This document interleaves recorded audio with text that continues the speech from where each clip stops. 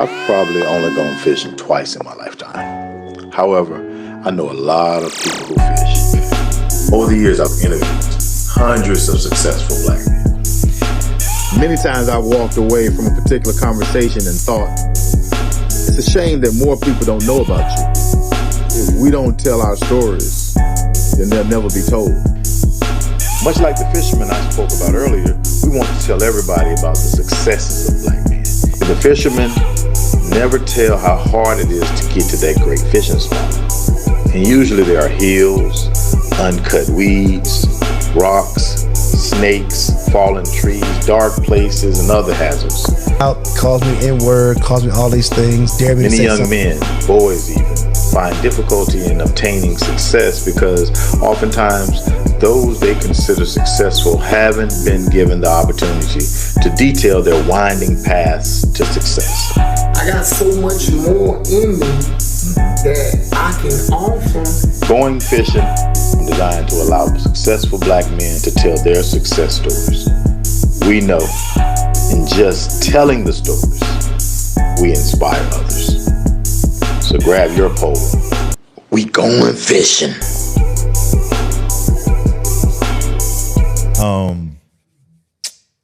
So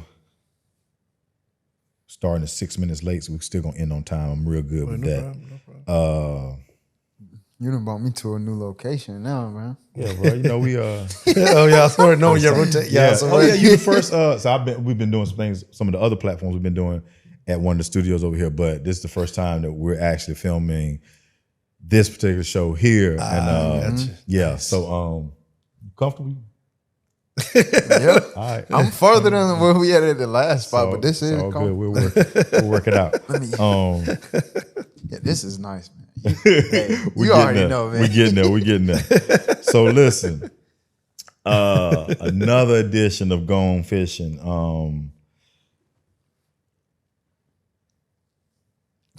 You already know. So we laughing because I work on my introductions, right? Right. Yeah. And I say it lately. I say it every week. I got one this time. Right. I mean, it's easier to do good introductions when I got great people that I'm introducing. Yeah. I got a personal belief that I don't introduce anyone by their profession.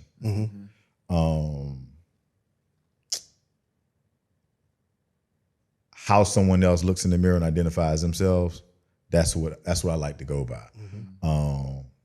People may say, introduce me as an entrepreneur or whatever, and I'm like, look, when I look in the mirror, I see daddy. Right? That's all I wanted to be, is a great father. And so that's what I'm always. Anyway, getting into that, I got an introduction for y'all today. All right. And then I'm gonna give you an opportunity to introduce yourself the best way you see fit. A fact that most Americans don't know.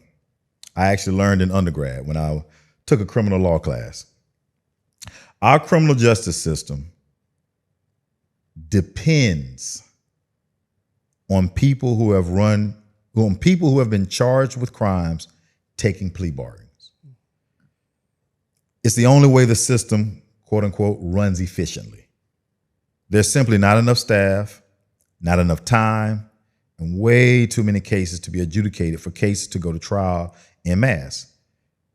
And there was a time when all parties involved accepted their role and the social contract they had entered into with our criminal justice system. I mean, judges, district attorneys, and wait for it, the majority of defense attorneys all worked in some capacity to ensure that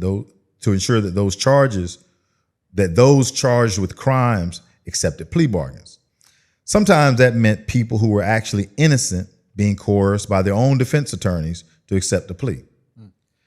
Let's say to a lesser charge, or even to the same charge but with a lesser sentencing.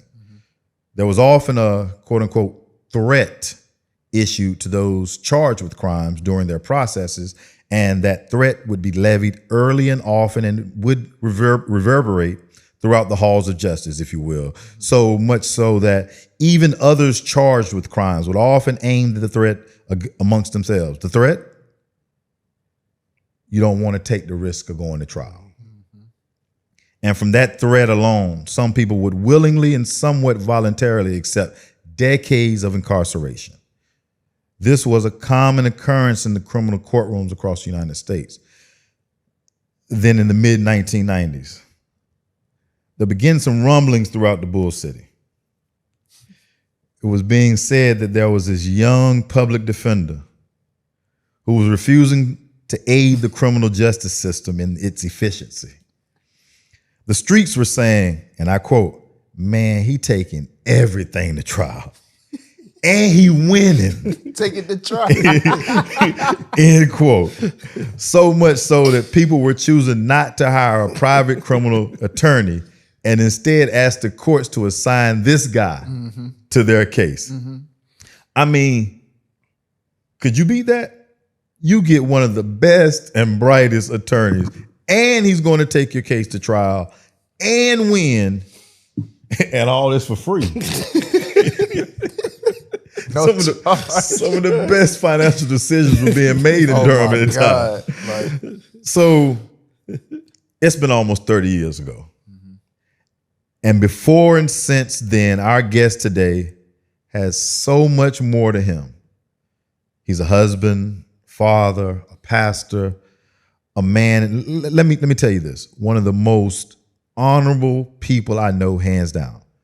And since it's my personal policy never to introduce anyone by their profession and allow them to introduce themselves as they see themselves, I'm gonna give him that opportunity. But I gotta say how lucky I feel to get this opportunity to sit down with him today. And in case y'all don't know yet, we're joined by Bull City's own, the man who broke the justice system and Durham benefited. If you're in a fix, call on Fix. Yeah. Fitz. Let me say that again. If you're in a fix, call on Fitz. John Fitzpatrick. Hey. Fitz, I'm gonna allow you to introduce yourself, and then we'll jump right into the interview, sir. Hey, man. John Fitzpatrick, man. Pleasure to be here. Thanks for the opportunity Yes, to be on sir. such an esteemed platform, man. I certainly consider it an honor to be amongst such awesome heavyweights here in our community. John Fitzpatrick, loving father. I see myself as a caring community member, man of God, lawyer, who cares about his community in many facets. And but more importantly, being a family man, making sure I set good examples for others to follow. That's it. That's it. Try to walk the straight and narrow. Yes, sir. So that's my plight. That's tough. That's tough. I got us loaded back up now. Here we go. All right. You graduated from Northern Durham High School, right? Yep. Yes, sir. All right. What year? 89. 89. Have you seen the new Northern yet? I rode past it several times. Okay, but you haven't been in it. Not in it, no. Okay. What are your thoughts just from outside? Looks great. I mean, it looks like a whole mall. It's like a little city. It over do there, like a right? little city. That's Yep. crazy. And they're delayed. I don't know when they're going to open up. Yeah, it's supposed to open up the 28th. They're hoping. They say Really? Yeah, they might have a delayed opening. They're hoping, and the football field apparently is not going to be ready. Oh no, you can't do that. All right, At Northern? right. So back to the stadium for another semester. I mean, another year. That's the word on the background street. But could be Yeah. wrong. We'll see. But that's what they say. Oh man. So I was hoping to have home games there. Yeah, Go there, yeah, but they say yeah. maybe not happening. But we'll see. Y'all are way overdue for What? yeah. When I was there, we go in Durham County Stadium. We Yeah. never had no home field. I never understood that. Yeah. That's why So- I mean, and y'all have had decades of talent come through that school. Yeah. Yeah, that's crazy. What was high school like for you? High school was life-changing, actually, because in high school, it is there where I began to shape some of my pathways and what I was going to do going forward. I had some great experiences in high school and had some real tough experiences. The past was a bit arduous at times, but I learned a lot while there. I learned about discrimination is real. Of course, we all experience it, but when you're in high school, you're still thinking, okay, we're good. But then you experience it head on. From sports arena, from academia, from leadership, experience it all. Roadblocks, obstacles, negative, and diverting negative vibes to me and some of my colleagues about our hope to succeed in so many ways. opportunities were just dashed and diverted from there. So I had to deal with that. But also having others taught me about life, that you can do anything you want to do. Right. The social aspect was interesting. I wasn't used to that, you know, folks saying that you're friend, but they're not, and then not knowing who's real, who is real, and peer pressure. Bullying wasn't a real big thing back then, but you know, just trying to fit in. It was just a lot. You learn a whole lot in high school. Quick. You learn quick. Cliques, groups, everything. I know when I taught middle school at Neal for a few years, that's as a teacher, you learn early that that's kind of the formation, those formative years for when everybody decides who they're going to be. Right. Like, you know, you come in as basically as babies, and you're leaving out as, you know, identified as something. Athlete, a great student, or you know, a bad apple, whatever the case may be. You start to see it in middle school, and so I know high school oftentimes is just kind of like that that theory in practice, right? That's right. I know that Carolina does a real good job at attracting the best and brightest across the state. Did you always want to go to Carolina, or did they just did a great job? That was my day one. Really? Yep. They didn't recruit us. In fact, we didn't even have any real recruiters at Carolina. The only way you got an opportunity to go to Carolina is if the guidance counselor had your back and was able to push you a recommendation for you and submit it to people on your behalf and all of that stuff. And for a lot of times back then, black folk didn't get that. But I knew that's where I wanted to go.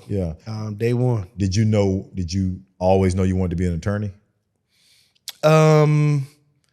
I didn't know that until high school. Okay. What is it in high school that made you say, I want to be an attorney? All right, 100. I was riding down Horton Road, just got my license at 16 years old. And an officer was riding by me. I was riding by him. He looked at me, I looked at him, I kept driving. He went past me, he slowed down. I kept going about my business past him. He got behind me, pulled me over, went to the side, to the behind the store, beside the store. And while there, he gets out, calls me the N-word, calls me all these things, dare me to say something, I'll lock you up. All this for a fraction that didn't even happen. Speeding, but I wasn't even speeding. And I'll say what I want to say, and the courts will believe me, and nobody gonna fight for you. And if you keep talking, I'll lock you up. And I said, one day I'm gonna be a lawyer. I'm gonna come back and be a thorn in your side, sir. I'll be able to talk a whole lot then. He laughs and jokes, yeah, right. So I get back in your car now, drive, you better never pass me again. I mean, it was just really, it was, and on the inside at 16, rage. I'm like, I just want to just amp. But also knowing I don't have the abilities, the wherewithal, the resources, nothing to do that. The power that he had was greater than mine, it seemed at the time. So I said, from that point on, okay. A lawyer it'll be, and I'm gonna fight for everybody who's going through what I'm going through now, who has no voice. That was a trigger point. That's tough. Wow. Won't charge you nothing either, by the way. Won't charge you nothing. Really? No. He just pulled you over, berated you, and then let you go. And let me go. Wow. And drove past me and dared me to pass him again. And rode beside me on purpose to see if I was gonna pass him, despite the fact he was going under the speed limit. Wow. He wanted to see if I could just pass him again. Bullying. I said, okay. Wow. That's crazy. So thank God for him. A lot of folks got blessed because of that decision. A lot of folks. Right. Wow. You kind of you shocked me on that one. So you graduate. Well, before we get to graduating high school, what was one of the most memorable times you had at Northern High School? Positive or negative? Let's do both. All right. I got some time. All right. I'll do the negative one first. One of the negative impacts was wanting to go to Carolina and go to college. And my guidance counselor, she made it a point to tell me, you shouldn't try to apply to Carolina. Sally Sue, whoever she, prominent Caucasian female, she didn't get in, and certainly you can't get in. Her grades are better than yours, and yada, yada, yada. So she wanted to direct me to military, or she wanted to direct me to community college, which again, nothing wrong with either of those two. It's not what I wanted. She said, so you can't get in, so don't even apply. I said, well, no, I can do it. My mom said I can do anything, all of this stuff. She says, I'm telling you, I've been doing this for years, Mr. Fitzpatrick. This is not your path. So I used that to my mom and my dad. They're like, what? They came out, had some words, clear all that out real quick, but told me, son, don't you listen to that. Do whatever you want to do. We got your back. We're supporting you. So that by itself was a negative experience coupled with the getting stopped the next year before that by this Caucasian officer, made me see, okay, this thing is real out here, right? Yeah. So I used all that negative fuel and channel it into something positive to say, I'm going to show you now that I can do it. Right. You know, so that was a negative experience that I never will forget. And the moral experience for positive was in sports. When I was wrestling, what have you, and it was taking on one of the top ones in the state, and actually came down to the last, it's like a movie ending, you know.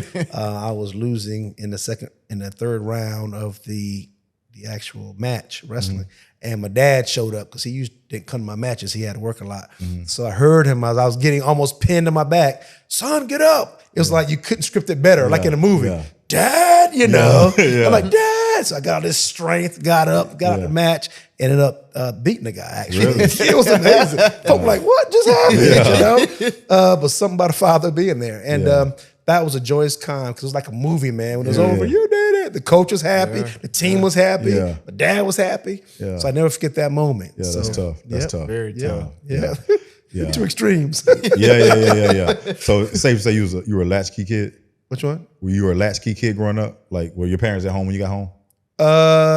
My mom was. Okay. All right, cool. Favorite teacher, E? You got a favorite teacher? We're gonna matter of fact, let's tackle that now. So we ask all of our educator at heart. So and then being part of this hip hop generation, I feel like hip hop does a great job of disparaging teachers. Right? Hey, this is for the teacher that told me I wasn't going to be such and such, right? And so what I like to do is give everybody the opportunity to kind of point out a favorite teacher they had at any time during their educational process that meant something to them, and then kind of tell us why. Teacher per se or official? Counselor? Either one. Elton O'Neill. Oh, yeah, I know Mr. O'Neill. Mr. O'Neill. For sure. He was one of a black man that I saw that really encouraged me a lot. Just to stick to the path. And where'd you have him at? It was a summer camp he did when I was in, I think the last year in middle school, I believe it was. Okay. A couple of kids were selected to go to this camp. And while there, they taught you life skills and just positive stuff. He was over it. Okay. He poured into us for like a week. I'll never forget it. Dope brother, man. Yeah, man. He comes from a root of family doing Elton, John, Judge O'Neill, the whole nine. Yeah. So he really had a big impact. So did Frank. He was my guidance counselor at the time in middle school, going to high school. Okay. The transition, he helped me. Yeah. He was good too. As far as teachers, it'll be, first name's Rowena. I'm just drawing a blank right now, her last name, but her and Miss Vincent were the two really helped me out through school because they took the time after school to help me in certain areas I didn't understand. Yeah. And pushed me for language arts. It was LA back then. They were the ones who really pushed me to keep going. Yeah. If I had a peer pressure problem, I go talk to them. They were right there for me. Yeah. So I give props for that right there. So let me sit on that for a hot second, because I hear you saying that this well-established, prominent defense attorney, eloquent speaking pastor, had issues in language arts in middle school. Yeah, and some going in high school. How do you get through those?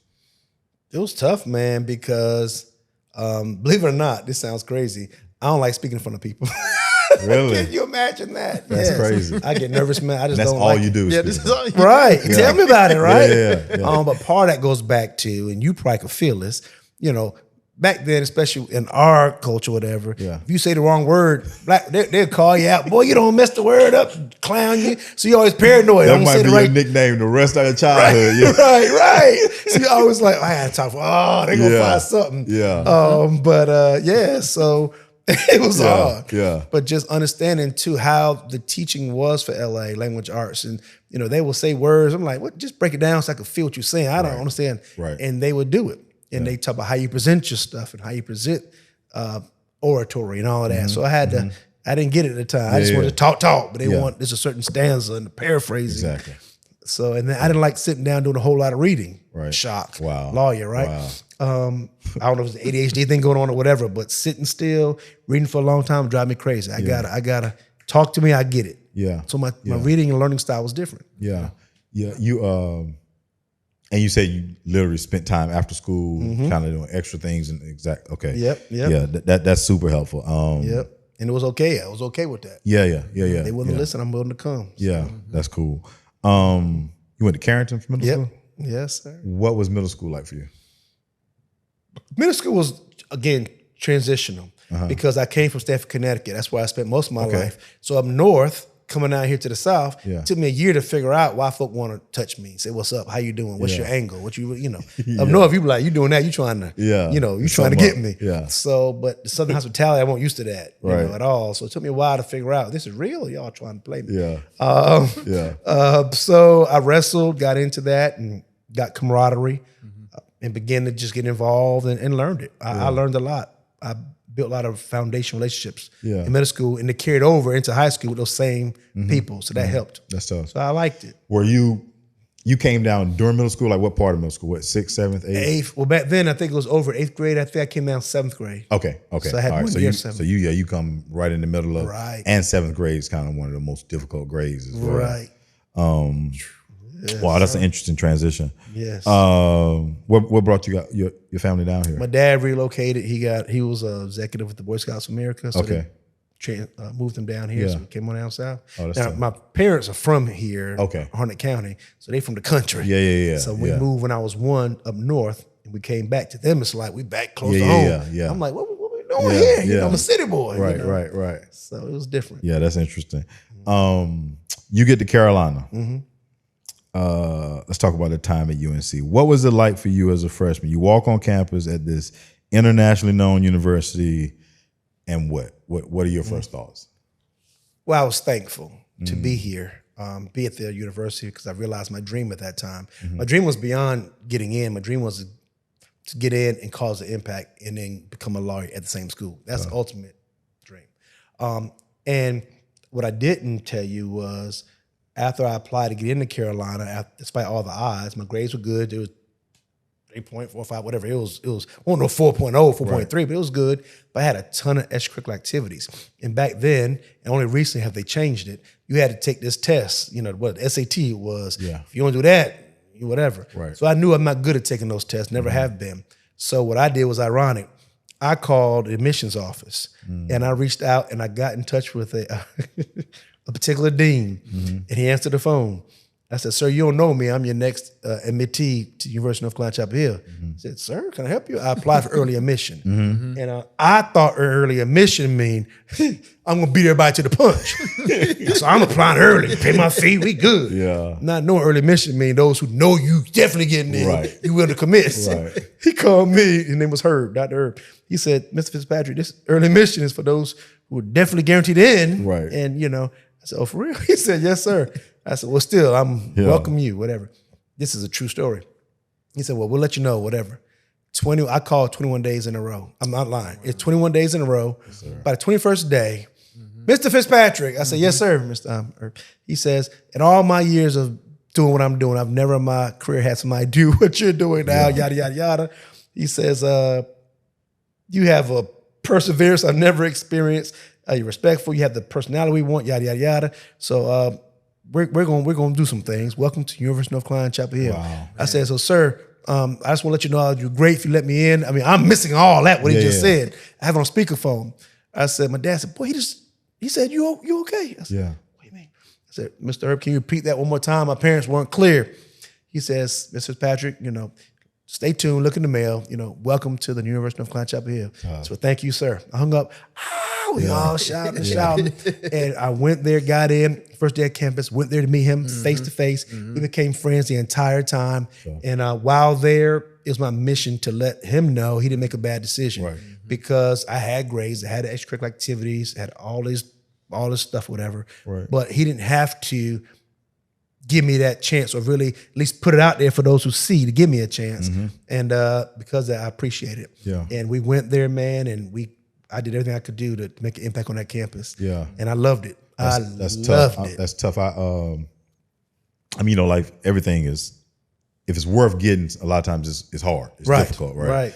And one of the things I was talking with someone, I can't remember who it is now, but I mean, it was another brother, and he was basically saying, man, I'm done with this, right? And he was talking about, I actually was confused on whether or not he was talking about the journey or everything, Right. And so I just remember telling him that, bro, I want to influence your decision, obviously, Right.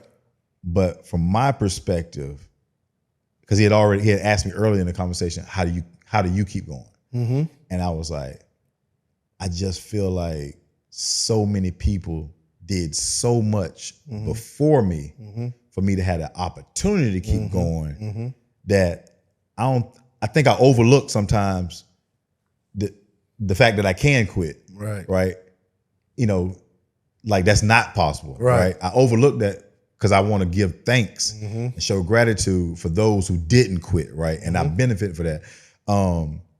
To hear you say you called the school, here I am, I'm 3 kids into this college process, right? And obviously we, went, and then I taught on UNC's campus. I can guarantee you that doesn't happen. So that's one. He definitely didn't lie to you. 2, to then say, I'm going over here and I'm going to, so many kids I've had to pull aside, especially young black brothers while I was at Carolina, and tell them, because, they might be from like a smaller town or whatever. And you start to see them early on kind of getting off track. I'm like, hey, I don't know if you forgot what it was like where you're from, but let's rein it in. Right. And to hear you say that, I was going to make sure that Mr. Herb knew that. That's right. He did. I think that's huge. Yeah, I think that's huge. That's why I know my name. That's it. I don't want no special favor except for give me a fair shot. Right. Look at it. At least look at it. Yeah. And you're gonna put the work in. That's it. So did you go completely through law school or did you take a break? Okay, so you 4 and 3 4 years straight. undergrad. Yep. Then applied to law school. Was told the same thing by my counselors. Really? Yeah. Well, it's hard to get in the. I'm used to it now. I'm like, okay, what's next? Yeah. So I applied and got in. Yeah. Yeah, that's tough. Didn't quit. Went to the dean's office. Yeah. My name is John Fitzpatrick. Right. I'm already a student here. Thank you. I just want to come over here. Next door. Yeah. That's tough. So 7 years on that. Yeah, it's funny because I often tell young entrepreneurs how to take no's and say, listen, that's not a no. To you. That's a person who's basically saying, hey, when I woke up this morning, I decided that I wasn't helping you today. Right. That no is about them. It's not about you. Nice. Right. And so keep going. Nice. What was I know law school is, especially that 1L. I know that's totally different. So but what is undergraduate like for John Fitzpatrick? Undergraduate was great. Yeah. Again, it's amazing. You learn a whole lot about life. I learned a lot in middle school, different. Learned a whole lot in high school, different. College, now you're somewhat on your own. Nobody's there to wake you up at 8 o'clock in the morning, for a class or 9 o'clock. It's just, you have to grow up. So you learn trial and error some things. So to me, undergraduate was great. It taught me a lot of responsibility. I had to grow up as a young man, what groups to associate with. I got involved with activities, extracurricular things. I had to learn what was real, what wasn't real. Didn't have a whole lot of money, you know what I'm saying? So I had to find some jobs on campus. So I worked at the CAF. Best decision of my life. Really? Because my dad, I had like $500, whatever, to hold me over. I had to make that thing stretch with some ramen noodles and it stretched. Gumby's Pizza back then. I worked at the CAF. They said, when you work here, you get to eat for free. Man, then we had a buffet. Man, bro, it got so good, I forgot I got a check. I mean, I went to work to eat. I was happy, man. Shoot, when I pledged, I had a place to go eat. I was happy all the way through. So I learned, I was resourceful. You say you forgot you got a check. I forgot I got a check, bro. I had a check for like 3 months. I forgot all about it. I was eating. I was happy. Trade-off is my thinking. You feed me, I work. Real. So I learned how to use my resources. But it was great though, man. I learned a whole lot, man. I learned about the haves and have-nots. And a lot of times, you don't know, you don't have something to see others who have things like new books and all these special East Gear book bags, $100-something. I'm like, hey, $100-something. But you see a different side of folk who have a lot of stuff, and you're like, oh, wow, I never even knew that existed like that, and this is how you order this, and credit cards, you mean just do this and I get what so I had to learn a whole lot I wasn't really exposed to then. So it taught me a lot. It really matured me. In Carolina, there's there's a huge, like it runs the gamut financially. Right. Correct. Like Correct. you're getting the poorest of the poor and the wealthiest of the wealthiest. Yes. When I was there, we had a parent who was an alumni out of Texas that used to use the private jet to come to Carolina twice a week just to check on their daughter. Wow. Yeah. See, the whole And so, I'm in class, I'm teaching classes with that student. Wow. And somebody who's after class, they're telling me that basically I ain't getting enough to eat. Right. And I'm using my resources as a professor to try and figure out ways to, so yeah, I can only imagine that as a student. And seeing the differences up there too. I mean, they have the frat houses all on Franklin Street around the corner. None of them, on us. Yeah. We had to take a classroom sometime and meet, you know what I'm saying? Right. So I'm learning a whole lot about, okay, I see how things work. Yeah. Okay. Okay. It's a good, it's like a good microcosm of society. Exactly. Right? Yep. Yeah. So and learning to navigate that is crucial, especially as a, when you're any successful black man, if one of the first things they're gonna always want to say is, well, I'm doing this to be successful, not to be a successful black man, right? Right. However, the world you're gonna present always as a black man. Right. And so did you recall any specific times in college where you felt like, okay, that happened because I'm a black man? Mm-hmm. And how did you overcome that? Or not overcome it, because we don't always overcome those situations. That's true. I believe my biggest thing with that, there's one incident I do know happened because I was a black man, again, going with the police again, Chapel Hill Police Department, there was a party at Gray Hall at the time, and, I was with Alpha Phi Omega, actually. Okay. I rushed. I wanted to try a primarily Caucasian diverse fraternity first, knowing I'm gonna come back and pledge us. I want to try something different, throw everybody off. So I pledged Alpha Phi Omega, APO, right? Wow. So I did that, and I learned what rush meant. And I said, okay. And I realized they had a whole underground building under the Great Hall I didn't know existed. They had computers and couches, food. This is great, So I community service oriented. So I learned a lot. So doing that, they had a rush party and they had an event. So I'm there, police, asking questions. Why are you here? Wait, I'm with the fraternity. Wow. Really? Who you know here? I'm with the fraternity. You know what I'm saying? I'm a black man and he knows the issue, right? Nobody else getting questioned. The Indian guy won't get in question. Wow. My Spanish brother won't get in question. I'm getting questioned. Yeah. So I knew then, okay, I see what this is, you know? So as a black man, I saw then, despite my efforts of trying to be inclusive, there's still going to be some minuscule-minded people in authority that I got to deal with still. What, it's a good time to talk about Little Fitz.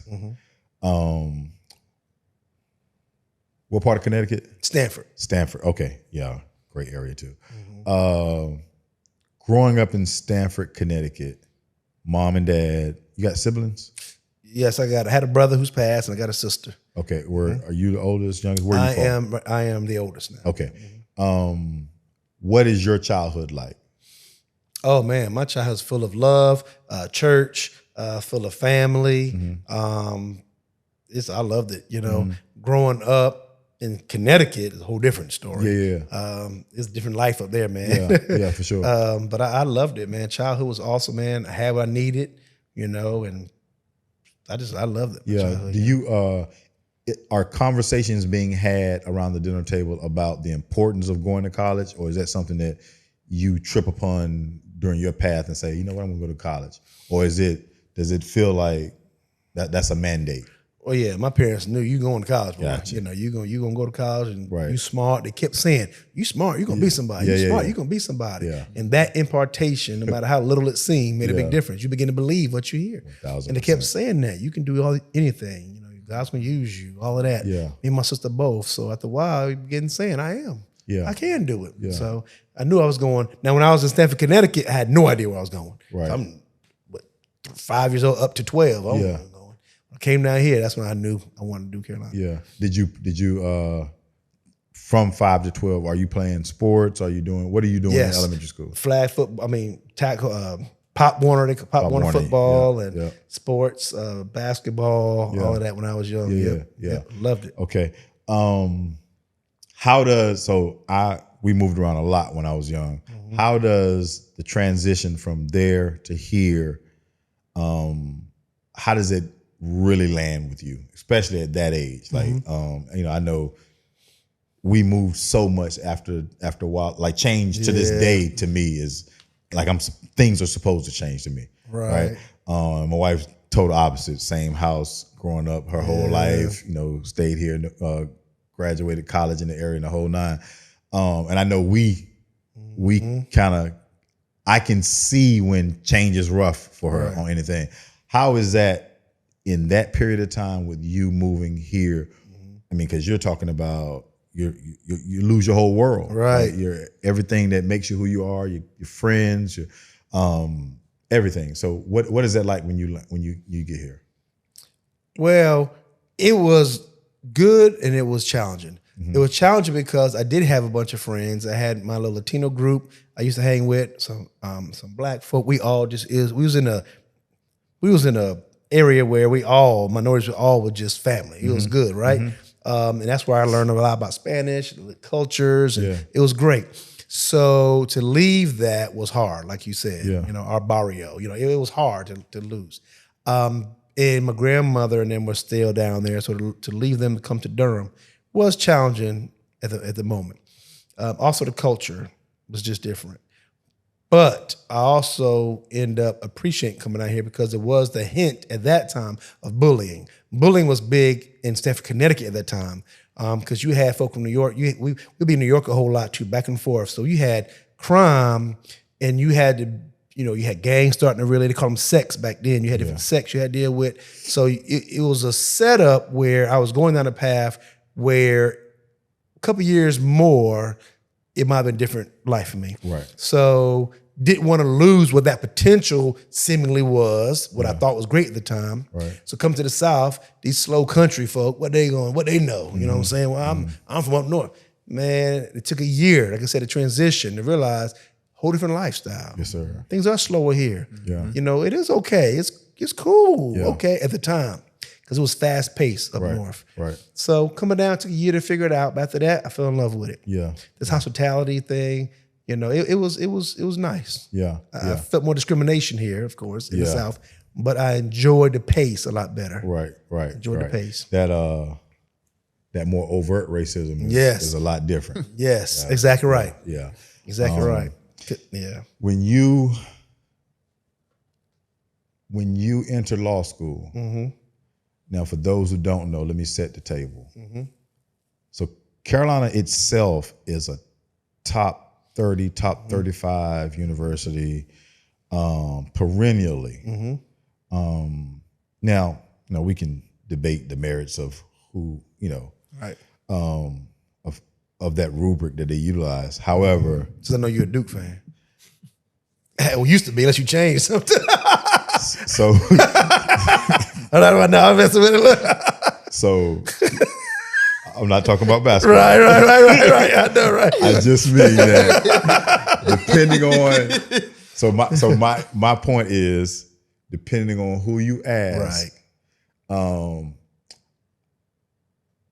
obviously academically, Sure, top 30, sure, hands down, right? But I think one of the things I used to have to wrestle with when I'm talking with students coming in is that you're going to do more here than just go to class, right?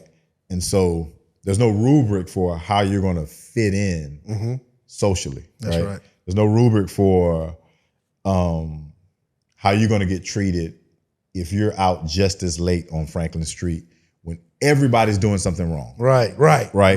That, like, there's no way to measure that, right? So you're then leaving that space, and while it's still on the same campus, it's a different vibe at Carolina's law school, right? A more serious tone. I learned before I started teaching at Carolina, like the school itself, not just the first public university in the history of this country, but there was forethought into why it was founded.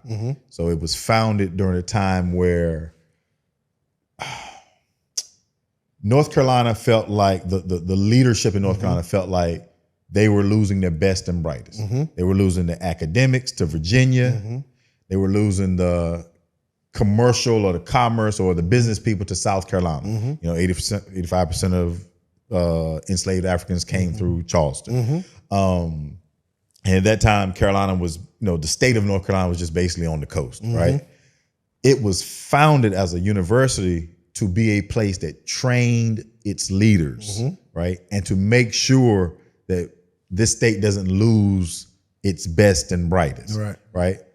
So the seriousness that law school still, you know, you can smell it when you're in that law school, right?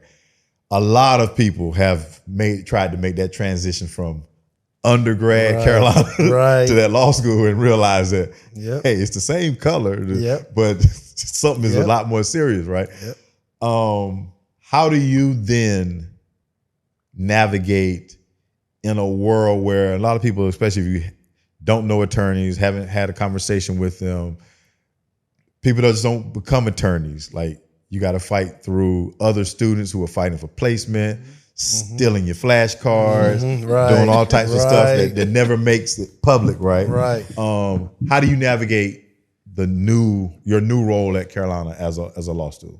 Well, unlike my middle school to high school years, where most of my folk rode with me to high school, it was a whole different crew that went to law school. Some of my folk from high school went to undergrad with me, but to law school, nobody really. So it's like, oh snap! Now you gotta. I'm used to having a circle. With my circle now, right? And then I had to learn when you do get your circle in law school. You know, difference between the undergrad library and law school library. Law school library, they actually studying. They going in reading, studying, going in. Undergrad, you what's up? What time we gonna meet? Sneaking pizza in. Let's talk. It's a party. You know. So I had to adjust. But getting there, once I got into law school, I had to find me a circle of friends, or I call it the COI, circle of influence, of folk that I know who are trying to go where I'm trying to go.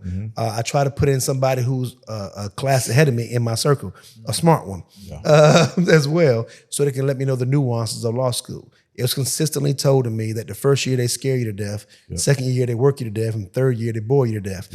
So I had to get past the first 2 years. But my shell shock came because the first time I ever had experience the rubric of 100% exams was in law school. I've never had that day in my life. I could use all semester to get my stuff right in undergrad. Quizzes, okay, let me take my grades up. Law school, you can sit and sleep all semester, hit that exam at the end and get 100, you got an A. I wasn't used to that. So it made you be a little more disciplined. So I had some friends around me. We had study groups we put together, accountability groups, and that helped me out a whole lot. Did you have to deal with the competitive nature of law school? Yes, absolutely. If so, what were the tricks that you used to kind of get yourself through it? My group helped me out. We all had eyes on each other's backs and know what's going on. Yeah, some folk would take some wrong information about what the teacher's looking for and what they really want. Couldn't find out it's not true.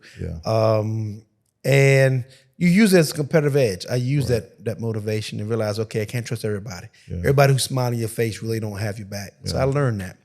And just use as motivation, man. Is that the first time that had happened to you in life? Like that, yes. So I've had this conversation now for decades. One of my mentees was an undergrad she was at med school at Duke. I'm sorry, I got my people mixed up. And he was telling me about he went to med school at Howard, the residency at Duke. And he was telling me how he noticed the difference was, he was like, when he was at Howard for med school, it was kind of like, hey, we're all gonna. And he said when he got to Duke, it was the first time he realized like people around here stealing flashcards. They were doing things to kind of not just excel, but to sabotage other people. And he's black, he's from a strong black community. And if I'm not mistaken, I think he went to Morehouse, then Howard, then Duke. So he's had Morehouse and Howard. And then Duke's the wake-up call, right? And I've since talked to so many people who either went to a PWI for med school or law school that are black, and their conversation is always the same. That first time, the stories are different, right? The conversation is always the same. The first time they realize like, bro, they just wasted time giving me bad information. Like, who even does that? Right? How does that, from an upbringing like you've had, from a circle like you've formulated yourself, how does that like really land with you? It's hard and tough, but once I learned in undergrad how people are, and when I learned in high school about the negativity that comes, I learned then nothing's gonna really shock me as much anymore. So don't take folk at face value till they show you otherwise. Yeah, that's right. Yeah. So I joined the trial team, man, and I put my gift to work, and from that point on. How'd you do with that?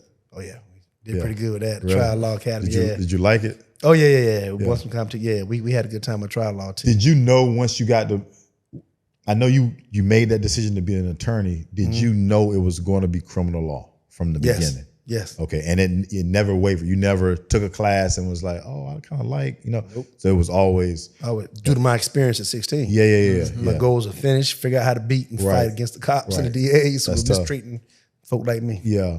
So you graduate, you passed the bar the first time? Absolutely, yes. I prayed for that thing, man. I became class president. I got nominated as class president, gave the class speech to everyone, third year class president, which was a speech in front of a bunch of people who very articulate. Here we go again.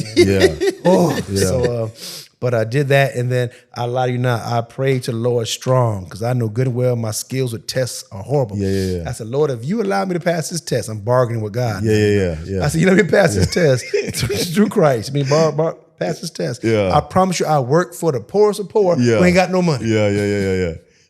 Pass that test, what I do? Went to the public defender's office. I kept my word. So you took a plea bargain. I took a plea bargain. You tried to help God make it more efficient. Lord, I promise you, I'll give, I will go give back. Ain't about the money, I'll go give back. That's real. That is real. That's what I did. And I mean, many don't realize that most people don't pass that first time. Right, absolutely right. Like that's a common thing to not pass on the first time. Right. Now nobody wants to take another time, but it is what it is. That's right. Do you start out in Durham's PD department or? Yep. Okay, so that's your first. As soon as you pass the bar, you're in Durham's police public defense. Well, they didn't have an opening there. I tried to get on in PD's office and DA's office just to try to get somewhere where I can get in there and infiltrate and figure out how I can help folk. So Lawrence Colbert gave me an internship, which is an attorney here. He gave me an internship for about 4, 5, 6 months until I was able to get on.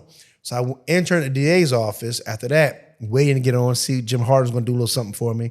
But he had no grant money. So I was waiting. So then PD's office, Bob Brown and Phyllis Train Casey came to me and said, hey, you see, you like fighting stuff. Come on our side. I'm like, I like defending now. They said, come on. So I called Jim Harden and said, hey, man, what's up? He said, I need a little more time. I said, well, they got money in hand. So I went to work for PD's office. 48 hours later, he called me and said, we got you an opening. I said, I give my word now. I'm already a PD. So I've been doing APD stuff. And the theory was, if I was an ADA, I would have the power and resources to nix out all of this stuff I know cops are doing unlawfully and help my people still. Defense lawyer, I'll defend them against those who are doing wrong. Either way, I was making a difference. So took the PD's office job with Bob Brown and was there. And I forgot to tell you this, the deal I made with the Lord, because it's my deal, right? I give you 2 years of working for the folk who got no money. So that's my deal. So I ended up staying there 4.5 years. I loved it too much, man. I loved it, man. Changed my life. And I'm not lying in that introduction when I say you were the talk of the streets in Durham. I can't, and obviously I'm in the barbershop at that time. Man, that's all your name's ringing out. It's Fitz. The numbers were up. You were right. The PD's office numbers, they were trying to get in. You're right. That's accurate. It was. Was there any pushback internally when you are making decisions that you're going to take these things to trial? From a PD standpoint, no. So they didn't have an issue. Bob Brown wanted folk to try cases. Okay, so he wasn't like, plead out. Let's go. No. He wants us to fight, man. Tough. He loved it. Tough. Yeah, that's a good thing. That's a good thing. That's a real good thing. We shut down district court one time. Myself, Brian Wilkes, who's currently a judge now. Scott Holmes, who's currently a dean at one of the professors at Central right now. Don Baxton.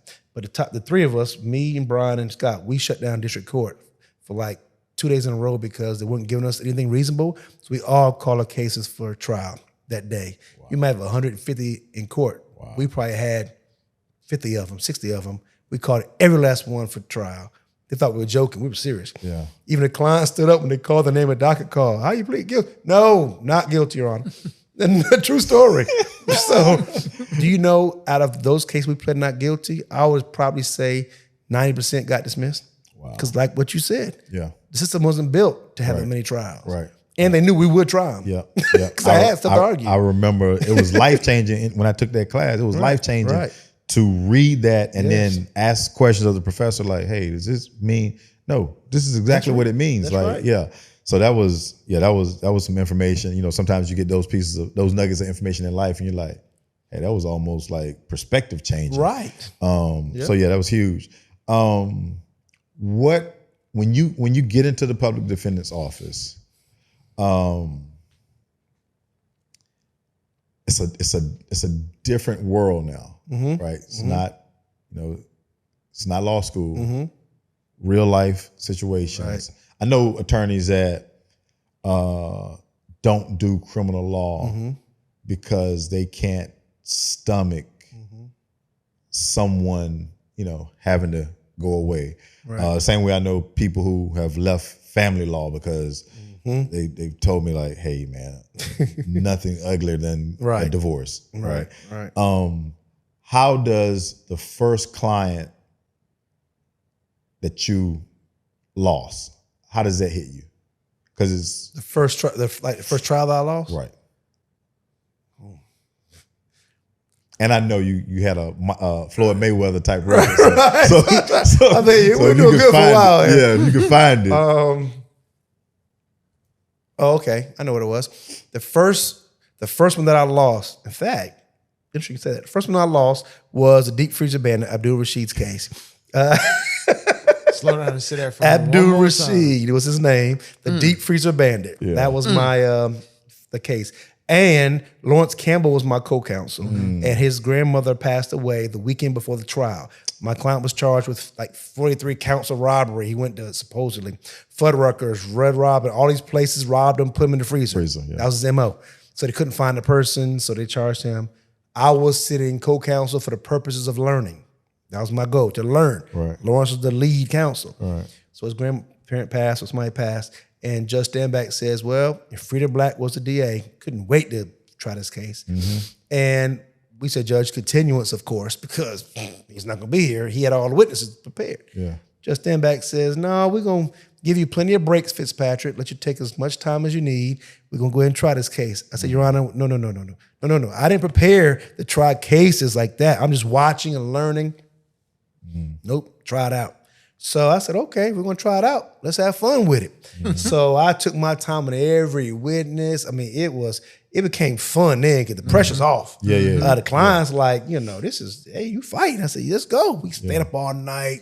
It was great. So when we finally finished, about 3.5 weeks later, so so much for a day trial. 3.5 weeks later, trial. The client knew the option. He could have took a plea bargain, or he could have went to trial and hope for the best. He knew when we talked to him before what could happen. And, so much goes down to credibility of witnesses. Right. You got folks saying stuff that necessarily won't true, but it is what it is. So we have the trial, and after 3.5 weeks or what have you, the jury goes out. Now, this is the young up-and-coming PD Fitzpatrick now gets big Frida Black, the beast. She's a beast. I'm just like, get me through a half a day, I get street credit. Right. A day, I got good credit because we don't kept the jury out for a whole day. I'm good. Man, went past a day, I'm like, yes. No matter what happened now, I got some credit now, right? So I think the jury was out 2.5 days before they came back guilty. And they came back guilty on majority of them. Some were not guilty and whatever. But my client, they hemmed him up now. But when it was over, he said, Fitzpatrick, boy, you fought for me. So all I wanted somebody to do was fight and care. I went to see him at the jail while we're doing the trial, after the case is going on, every day, leaving court, going to the jail. So I really cared about what was going to happen. And so that hurt because I don't like losing. But somebody's life is gone 43 years now, and I'm not necessarily sure that the evidence was sufficient to prove he did it. So you're always asking yourself what I could have did different. But when it's over, Freddie Black, the judge, everybody said, man, you made it a whole lot closer than what it's supposed to be. We thought it was over. So I felt halfway decent, but it was tough. How do you mentioned what you just said now, you've mentioned it a few times in our discussion, about caring. Is that your point of departure in with your cases? Does that even matter to you? Because I mean, Oh yes, oh yeah, that definitely is a huge component, because one of the biggest phrases that I adopt, and I learned this from Dr. Vernon, he says, people don't care how much you know until they know how much you care. So I learned to, when you go talk to clients, and a lot of people make mistakes with this. You go to your clients off the rip and tell them, look, man, you can get 10 years with this case. They don't want to hear that off the rip. You got to build rapport with them first. Right. Care for the person. What's really going on? Don't look at them as a number, right? So I had to just be who I am. I care about you first. Yeah. Before we get into the facts, the law, whatever, who are you? Right. How we even get to this place? Right. Because the more I know about you, the more I know how to see what really fits in what they say happen. Right. It takes time to do that. It takes energy to do that. And a lot of people don't want to do that. A lot of things. I'm sorry to cut you, yeah. but a lot of times I usually say, if you usually take your time on things like that, you'll figure it out. That's right. Typically. Yep, made a difference, man. You a couple other stops before you launch your own firm. A couple partnerships before you launch your own firm. What is it? Is it just money that makes you leave the public defender's office? What makes you make that decision to say, you know what, Two reasons, actually. 3 reasons. 1, autonomy. I can pick which cases I want now versus taking what they give me. Right. 2, more money. Yeah. 3, I can go to different counties. The monotony of being in the same office doing the same thing all the time was boring. I was able to go to different counties now, so I can see what Wake County does, what Johnson County does, and so on and so forth. Those 3 things really helped me make a decision to get out. What, while doing that, what do you notice systematically or systemically that kind of gives you kind of a blueprint for how you're going to move? Like, what are you seeing in these different counties that makes you sit back and say, "Oh, I see my end." They're doing where do you hang your hat on, so to speak? Our system is flawed, big time. Yeah, that's just real. It's flawed, but you want a perfect result with imperfect people. Yeah. And I've seen some stuff, man. So when I go in there and they know I'm coming straight and I get the result that I want, I felt like I made a difference. Because nothing else, the system realizes there's somebody here holding the system accountable. And that's what makes me excited. That's my end game, is to make sure I provide the best representation for my client. Guilty or not guilty, I'm gonna represent you according to the law. I'm gonna give you the best I can give you, and hold the system accountable. The system worked, regardless of the result, it is what it is. I can respect it. It's just when it's flawed, we accept the flaws and we enable the flaws, that's where it's a problem. One of the most difficult, one of the most difficult conversations to ever have in a black barbershop is, we all understand when a guilty person is found not guilty, right? But when there's I'll say innocent person is found guilty. Yes. And they're found guilty because of something like a great DA. Right. Not necessarily like, oh, they had everything in order, just, Right. man, that's a hell of a DA, right? Right. Right. That's a hard conversation to have with everyday lay people about, so yeah, I know this is such and such's life at hand, Right. but yeah, the court's not really into the life business. Right. It's adjudicating Right. the law. Right. Right. So, and I hear that even in the conversation, right? How do you soften that for a client, like going in where,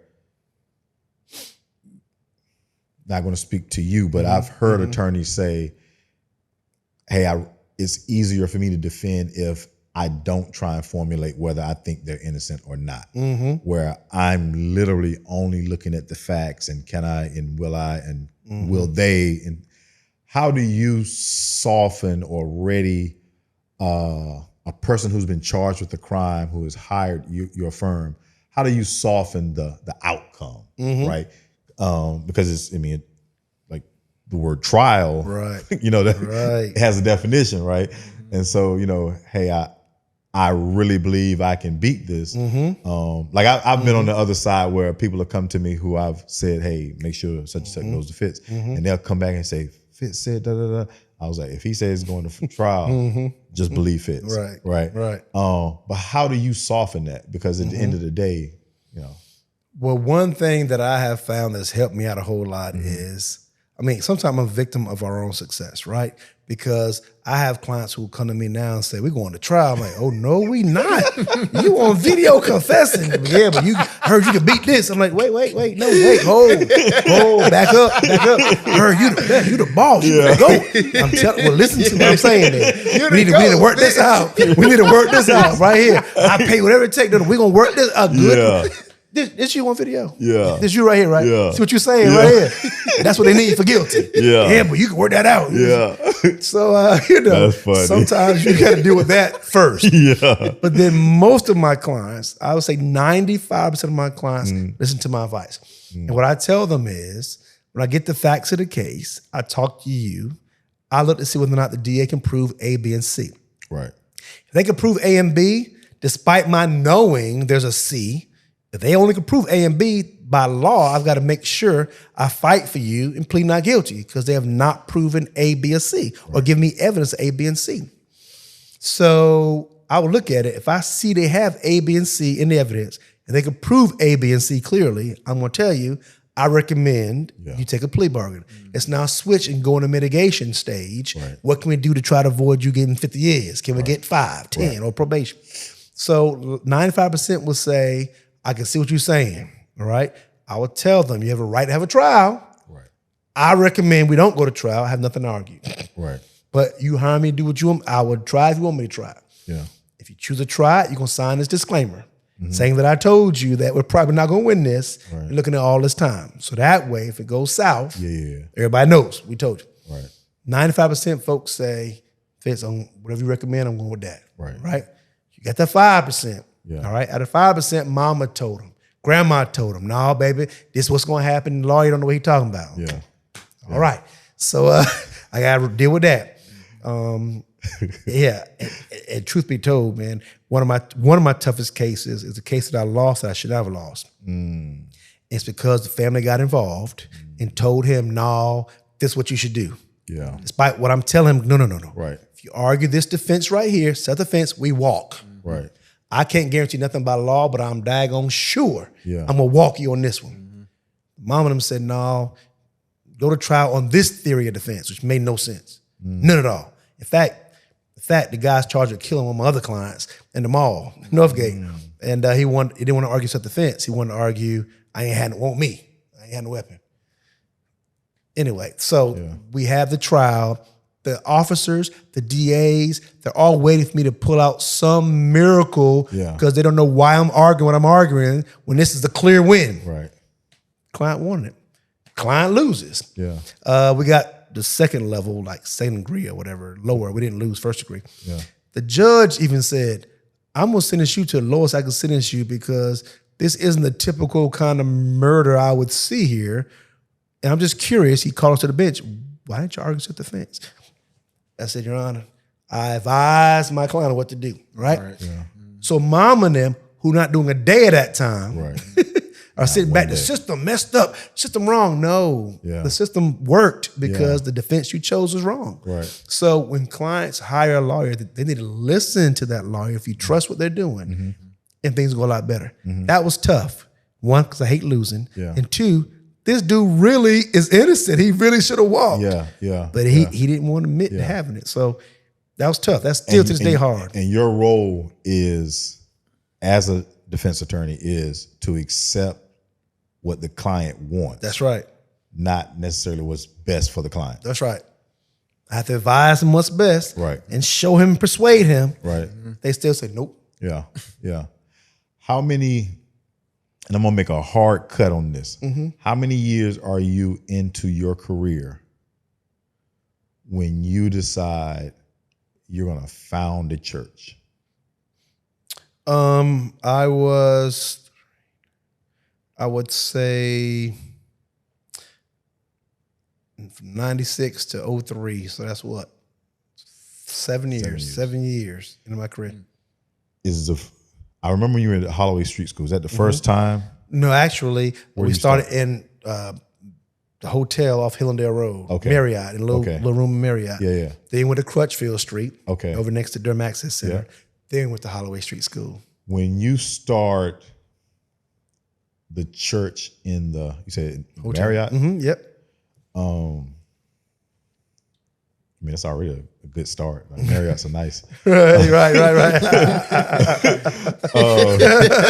mean, I know you're gonna be saying it was humble beginnings, but it was a Marriott. right.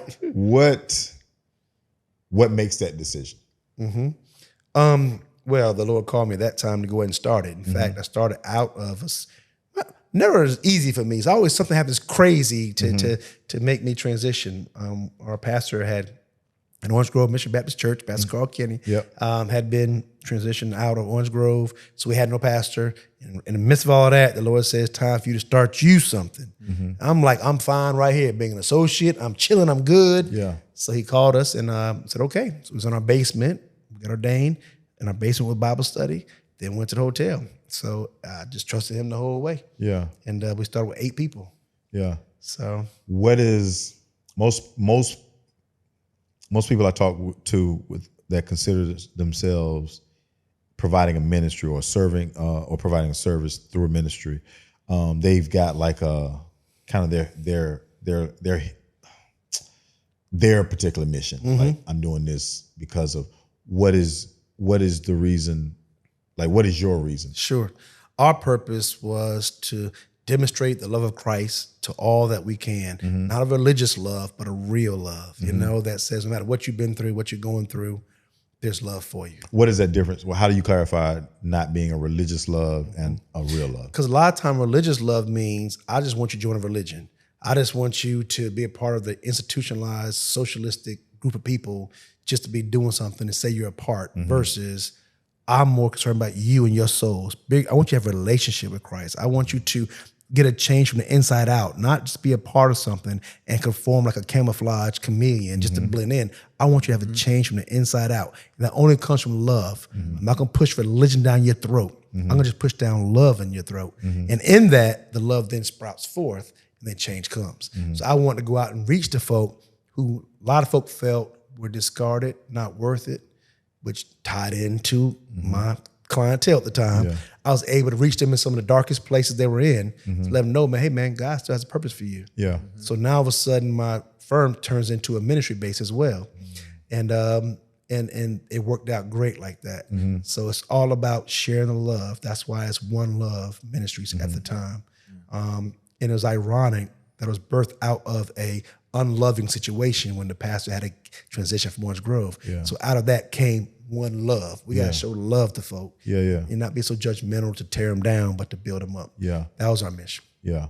How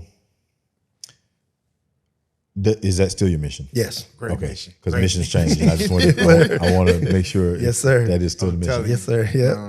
Yep. Where are you guys currently located? We are currently located on 1315 Horton Road right here in Durham. And the Lord blessed us with some land, some homes, and a church building. So we're just having a great time. What reason would you give?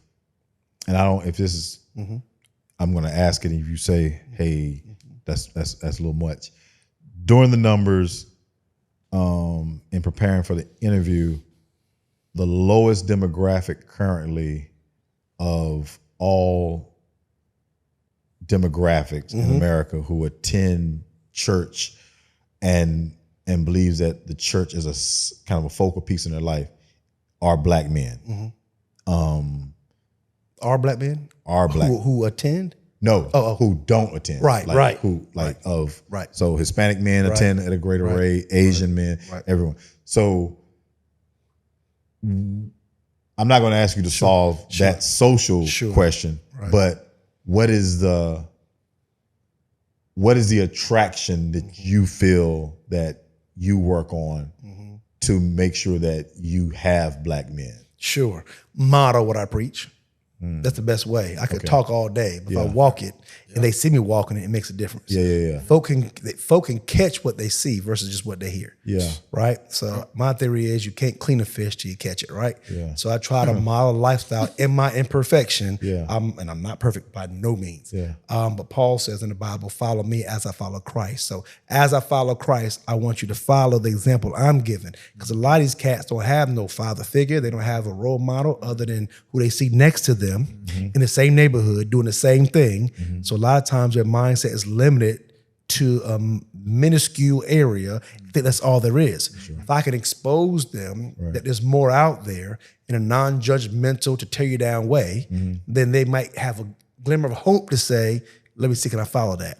So I try to emulate what Christ would expect for me to do here on earth to the people and to men in a way that they can feel non-threatened, and then let that love bring them on in and say, okay, let me be the man God wants me to be the leader. Let me be the man of the house. Let me be, which means more than just a title, it means responsibility. For sure. But let me at least be a father who's with his family. Let me at least try to have a 2-parent home. Don't let adversity make me leave the house because she crazy. Be committed. Yeah. That is my mission I try to show to others and hope through that it'll spread. What does That's the goal. yeah. That's very. We got to start out by setting the Yeah. goals. You That's gotta the start goal, out with man. the Yeah. Right. What does right. success look like?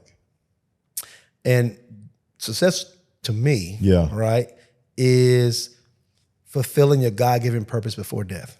That's success. Riches is having all your needs met by God, but if I die, the richest place, as Dr. Miles Monroe always taught me, the richest place on the earth is the grave. Because of unfulfilled dreams, unfulfilled movies, unfulfilled entrepreneurial endeavors from Pulitzer Prize winners, Nobel Peace Prize winners. All these things are gone. 19-year-olds getting shot and killed, 20-year-olds getting shot and killed, family separated, dying without fulfilling their God-given purpose. It's the biggest tragedy on earth. So success for me is if I could be like Paul when he says in the word that I finished the race, I ran the course. If I die doing all that God's called me to do to the best of my abilities, cause impact to help somebody else off that walk, I'm at peace. How do you, I want to make sure we paint this picture holistically. How do you deal with the days that you feel like you did not hit the bar, hit the mark? Yes. Tough. Yeah. Hurt. Because even in the midst of all of that, you still gotta smile. Because again, those who are trying to see how to deal with adversity, you gotta show that you're dealing with adversity. Hey, don't be a hypocrite. I mean, there's times you talk to folk, man, how you deal, just making up something. How you deal with alcohol is hard. Man, you can get over that, man. You can make it. And I never had to deal with that. And you did. That's false. Be real with them, bro. Listen, I had tough times too. You know, but every day, I've gone a year now, just making up something. I've gone a year now clean, man, trusting the Lord, but every day is a struggle, being real. That's what they want. Be real with them, right? Don't put a facade on. But as a pastor, same thing, but you only can be but so real with sheep. You know, let them know that you can make it. I had my struggles too, man. You can make it. But sometimes you give too much too early, then their picture gets so tainted they give up. See, nobody can. You know what I'm saying? So you have to be careful. You know, some things you do, and I mean, it's just tough. And when I miss the mark, man, it's rough, man. One, because I displease the Father sometimes, and then two, I want to do the best I can do to represent it for others. So it's tough. It's hard. Leadership is difficult, not just because it's hard. You can never clock out. Right. Like people want to see how the leader sleeps. People want to see how the leader brushes their teeth. You know what I mean? In wearing so many hats, right? Do you have that thing? And if it's a private thing, that let's keep it private. But do you have that thing that allows you to, hey, when I'm doing this, I can escape. I can take the leadership hat off and nobody, whatever. Do you have that release? Yes. Is it consistent enough? Probably not, because it's different hats. Right. But yes, we do have one. In fact, vacation is one of those. Nice. You got to budget in the vacation time. You can say it all day long, but if you don't budget it and plan it out, you won't do it. Right. So that is a big thing. Yeah. But for me, it could be something as simple as closing the door, just watching some shows or going to the movies, or it could be something simple, but just getting away. Yeah. So I do have that, but I will tell you one thing, leaders innately by themselves, true eagles and true leaders are usually not with a big group. It's always, you're oftentimes alone because leaders got to be in a place where you're always alert and keen to be the leader. But you got to have the leaders you can also talk to when you're like, look, bro, man, this leadership thing is rough. To another leader. That leader like, man, I feel you. Yes, sir. Versus, going to the wrong one. So it's about balance, man. Yeah. And I do have a place that I try to go and just take a break. Yeah. But I need to do more of that. Yeah. We all do, I think, as leaders. Yeah. Because you're always a leader wherever you go. Right. You it's crazy. I got a friend of mine that's moving to a place. He just told me last week when I was talking with him, he's moving to a place that I have been there for like years or whatever. Well, I was there for a few years. And he was like, I don't know if he asked me how it was or I just told him. And I was like, oh, you should love it. They're so racist there. And he was like, he thought I was being sarcastic. I was like, nah, like you can enjoy yourself because nobody will bother you at all. Like, if the food's great, the this and that. and he was like, man, that's crazy. I never thought about it that way. I was like, look, bro, it's, it comes in different ways. In that level of racism, it's subtle. You know what I mean? But it's, it's kind of an elite racism. So it's just basically like, hey, they just assume if you're here, you can afford to be here. But we don't want you to be. You know what I mean? Right. And so wink, wink. Yeah. So so it's funny that the most intriguing spaces that leaders have the ability to kind of take the hat off, so to speak. It's tough, especially accountability is tough though, man, because everywhere you go, like for me, and this is just because of the many circles I've been a part of, it's hard to go places and be myself because everywhere you go, it's like Fitz, but no way. Yeah. I'm in Orlando, Fitz, no. I'm at a store, a little hole in the wall. Fitz, that you? How? How's this possible? You know what I'm saying? On a cruise recently. Fitzpatrick, no way, So it's like, I'm not bragging on me, I'm just saying. No, I get it. If you're out there, the media, whatever, it's like, where is that? Getaway, like a remote island somewhere, I guess. I remember the first time that kind of hit me. Yes. I was like, I remember telling my family, I was like, I can't imagine what real famous, how they even live. Like that's not. I mean, some people they feed off that, so they need that. Right. I'm not that person. Right. And so so I'm the exact same way, man. Just want to chill, right? Yeah, like and sometimes it's like it's the most random spot, right? You like how that? You hear your name, you're like, nah. I get it 100%. Yeah. What drives you more between the two? Is it the law of practice? If you even still look at it as a practice, or if not a ministry itself, or the work that you're doing through the church, or is that just this thing is kind of morphed into one thing that, is interchangeable in you? Sure, great question. I think initially, both having a drive to do both, the firm and ministry kingdom work, right? Initially, I'm doing kingdom work, doing it well, the Lord's blessing me, killing it with the firm, killing it, loving it, driving is there. And slowly gets balanced. Okay, now it's like, okay, now about equal, we're there. Now it's up to there. Now my drive is to do more ministry work and less for law. And I always told myself, if it ever gets to the point where law is bitter to me, I'll stop it. So right now, what used to get me really excited, I got 15 bands on the hire right now for this case. Word, let's go get it. Now I'm like, all right, next Friday, let's get together, we'll talk. I'm gonna go out here. This dude church just burnt down. Help him picking stuff up over here at Greater Walltown. That's where I want to go. Yeah. I want to be the folk out here who hurt. I want to go out here now and just stop and talk to Joe, who's out here on the corner by the courthouse all the time, sitting there asking for money. Yeah. I want to sit there and just talk and just, that now is what I desire more than what it was before. Now, I tell you, I do want to work now to get money, for sure. but the drive now is more community-based now. Yeah. And that's where it is now, Is there so we're speaking community-based, let's talk more specifically about the community of Durham. Obvious needs. Obvious gaps. And those gaps, I don't think anyone will ever say that means that somebody's not doing what they're supposed to do. Right. It's just gaps, right? Blind spots, whatever you may want to call them.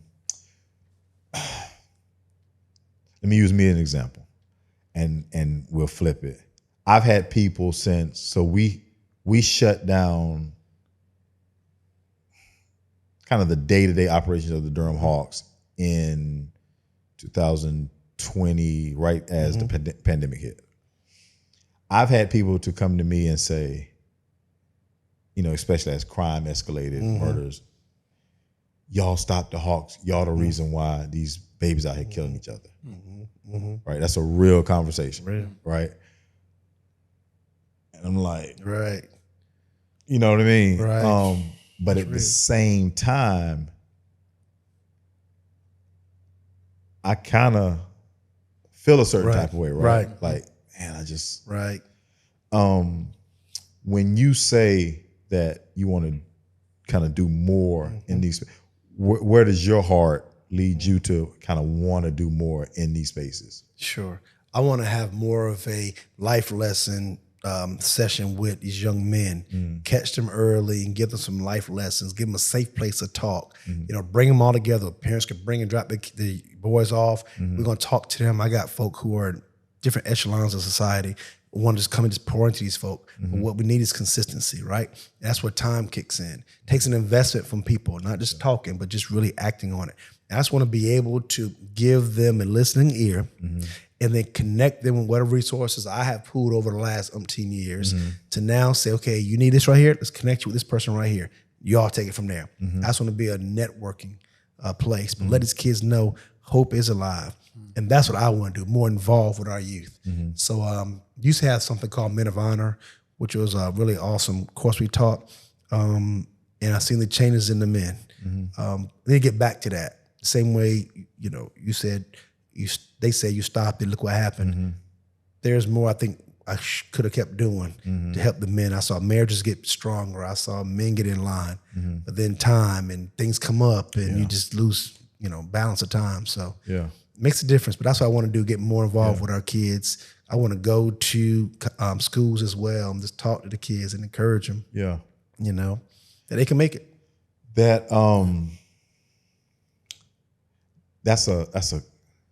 I'm looking at kind of this cycle of your life from the outside in, right? From criminal defense to the church, to the Black church specifically. It's kind of like you're in all the spaces that our community goes for help. Right. One of the things someone told me years in was kind of referred to. No, it wasn't. Take that back. It was reading Black Robes, White Justice. I forget, is it Bruce Wright? I forget who wrote it, but he was a Superior Court judge, and I actually have it on the shelf. He was a Superior Court justice, I think, for years. And he says somewhere in the book that after years of doing the work, the person at the table to other justices, the person at the table is just another Black face or just another brown face. And so it's hard for them to still have sympathy or empathy, if you will, for, the fact that they're finna give you 30 years, right? Or, you know, they've got the discretion to give out 20 to 25. You know, they're going to give them 25 instead of 20, right? Right. And I think somewhere in the book, he talks about a conversation he has with another judge on an elevator. And that's kind of what comes out of it. He realizes that, you know, the robes are the same, but the type of justice that comes from them is different, right? I think when I hear your circle, like I think the first thing that I want to ask you is, and I remember having this conversation with a coach of mine one time when a few kids had died back to back, and he said, Ed, do you even think? No, he said, Ed, I think we're doing this for nothing. That's my question. Yeah. Like, police officers oftentimes are literally seeing people at their worst. Like that's their job, right? You get to go clock in to work and see everybody at their worst moment in life until you get off work. So at a certain level, you know, humans, you may just as a human, you may become either cynical or find ways to just laugh at everything so that nothing's too serious. Right. How do you kind of comfort, wrestle with all of those things at the same time? Because if you're the spot we're all going to for help, Where's yours? how do you? Where's yours? Right. That's a tough one, man. It's hard, man. It's easy to get desensitized. It's easy to get to, okay, this is all you got to do. We're going to fight this out, just go through the checklist versus, again, getting back to how it was at PD's days, taking your time, learning the person, getting to know them more. Because we would go beyond the call of duty and call them after hours, check on them throughout the week randomly. You know, those things are necessary, which kept you having a humanitarian feel to the person. So what I end up was doing, I would also do something called a guardianship. So I might do that even now sometimes, where the court would appoint me to be a guardian. I would go talk to somebody who's in the hospital, who needs somebody to make sure the family's okay, care for them. It gave me something away from crime, something where, back to help somebody. So it's tough. You got to have some balance in your life. I got to pray, of course, have good headspace where I don't just overload the negative all the time in there. So it's tough. It's tough. It really is. And then not to get so desensitized where you don't see the person no more. You're like, okay, just a number. You never want to get to that place. So it's tough. For someone young starting out, right? Let's assume that they're about to tackle the exact same kind of avenue, criminal defense, and founding a church or being a part of a church. I remember recently talking with a gentleman who also either he coaches, and he's been kind of like in the community for years. And one of the things that we got into is, he said, "Man, I'm tired of seeing these kids get killed." Right. And our conversation was around, you can't take the pain from each individual family. Right. And all that comes with it. But as a coach, and if you may lose 2-3 a year over 10, 15, 20 years, he's got to wrestle with death at that. Right? What direction would you give a younger guy who, because I'm sure you had to just block and tackle your way through this, right? Unless I don't know, maybe you found a mentor that's a great public defender as well as So how do you now turn around almost Sankofa-like and say, hey, looking toward the future, but also seeing my past, this is what I would do if I were you? I would say focus on balance and rebalance. A lot of time we teach balance, right? So if you have a lot of hats to wear, you have to have a certain amount of time where you do cut off the phone, cut off the calls for the negativity, for the work, and spend time doing what's fun for you too, away from work. Don't take work home, then at a job, then on your car. You never get that away time. You have to have balance, right? Spend time with your family is important. Spend time with your job is important. Church responsibility is important, but you gotta have a balance. But just like a car tire, after 2 or 3 months of driving or 4 months, whatever, you got to rebalance. And I wasn't taught rebalancing part. I got the balance down pack. I got my rubric. I'm good. Let's go. Yeah. But then you still wonder, why am I still struggling? You got to every now and then stop, sit back, and rebalance. Yeah. Okay, I'm now doing a little too more of this. Let me get back in line. Yeah. If you do the balance and rebalance, you find yourself doing a whole lot better. Yeah. To your point, too, about the folk who are dying, I went to some of my clients' funerals, preached some of the funerals, went to the homes. I was really engaged. You take it personal when they say you shouldn't. Yeah. That's the pastoral role coming in. Right. You know, so you find yourself now being ministerial in these situations where normally folk be like, another client down, next up. Right. So I'm like, now switch gears, gotta do something to help you out, praying for your family. Right. I'm here to show support. So it's double whammy. Right. And being a pastor and a lawyer makes it hard somewhat sometimes because lawyers jumpstart strong Wednesday, Thursday, Friday, Saturday for the Super Bowl, so to speak, Sunday. Right. Well, most lawyers, Super Bowl starts on Monday, first of the week. So then there's no break time. Right. So it's like Monday, Tuesday, Wednesday, Thursday. Lawyers now chill Fridays. Well, me, Friday, I'm getting ready. You're ready. Yeah. So got to have balance and rebalance. Yeah. Be careful. Yeah. I'm hearing that. And at the same time knowing, and I don't use the word impossible. Right. But if there was a word that I had that I could use in place of impossible. Right. That's real. Yeah. That's real. So, wow. What's your biggest struggle? That right there is the biggest struggle, trying to keep that balance. Yeah. So where do I have that break point?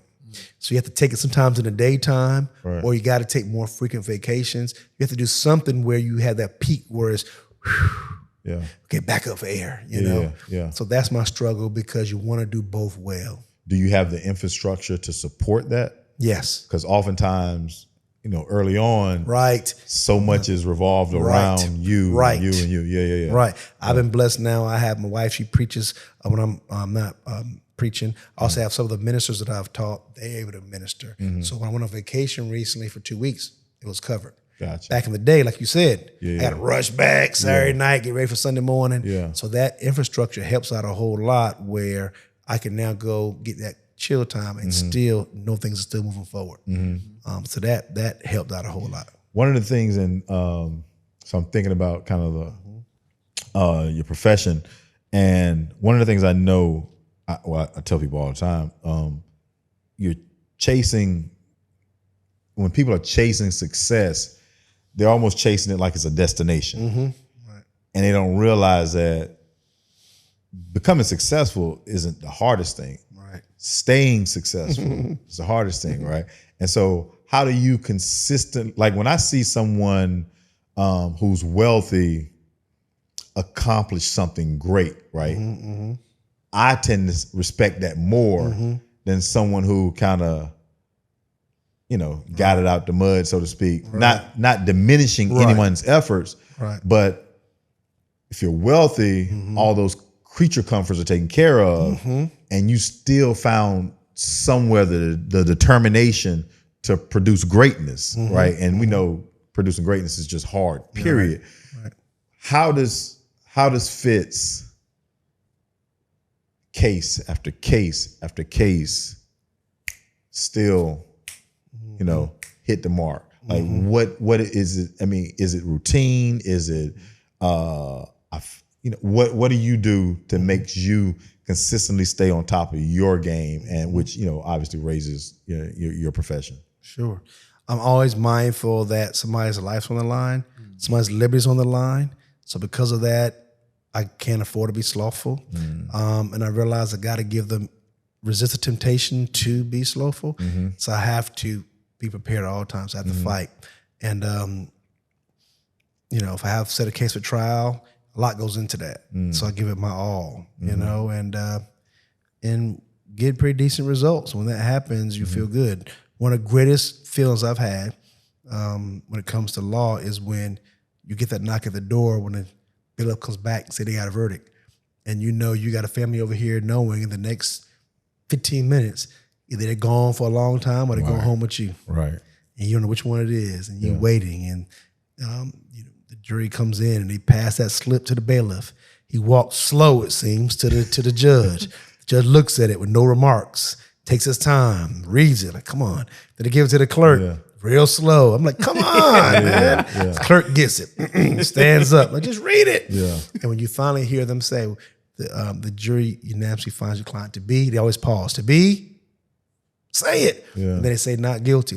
Before that moment, when you hear that not guilty, all those weeks of preparation and trial, it's just like a burden is off of you. The client is happy. From that point on, it's just like a euphoria. Yeah. And that is a drive, is one of the best feelings in the world when it comes to law. And that's what I like. See the mom and the daddy, the baby mama who's praying, come hug their son now who's coming home. And man, that's and I always have a thing I do with not guilties. They owe me a dinner.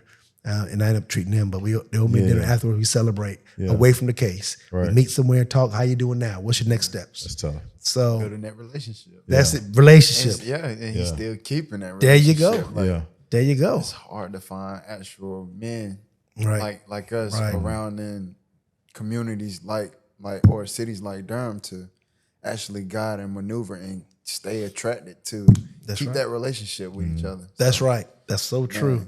I had folk come to my church. That's what I was about to ask you. Do Yeah. you have people you represent end up coming to your church? Yep. One of my strongest members right now, Brother Roberts, one of my strongest members, I was looking at trafficking charges when I first met him. And he changed. He said, I'm through. Yeah. I'm through. Yeah. I said, well, you better pray, man. You need God on this one for real. Because you up a room right here. So he knew it was looking bleak. You hear the angels singing, I think. So we, the Lord worked a miracle out for him, man. And we walked him, man. And for this day, ain't turned back. He's all on Facebook for the last 17 years. He's sold out. Tough. He go to streets and tell folk, fall back. Chuck Manning, if you know him or whatever, just recently passed, but he's worked with Bull City United at one point, and then he's doing other things on the street for the city. All his cats, it was through. I represented them. They came out, did some great stuff, and I had folk who come to church. My strongest trustees that I had before was one of my former clients. So it's a ministry. Firm is a tool that God has used to be able to witness to folks. Some get it, some don't. My job ain't to force nothing. What where do you find young attorneys to come into that you would identify as a viable candidate to come work with you? Recommendations or through word of mouth, or some public defenders. Some areas like Durham has a good public defender's office now, but certain areas you check them out, you watch them in court. You be like, well, that one got potential. They like to fight. Look, okay, you check them out. Straight out of law school, I got one I just hired now. So, based on her internship experience and just recommendation from several folk from the school. See what happens.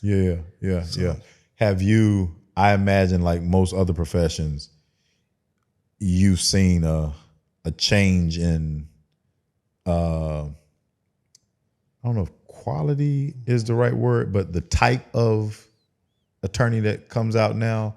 Have you seen that to be a change for good, for bad, for, not to disparage anyone, but how are you navigating a new, I know when I was teaching at Carolina, students will often tell us that whatever the job they were going to do, whatever the career, it was going to be on their terms, right? The time, the work, and that's completely opposite, right? We were told basically, you get what you can get and work that thing out. It'd be a blessing if you get paid. What you need to do is go in and prove that that you were deserving of the opportunity. There right? you go. And we took it as face value. Right.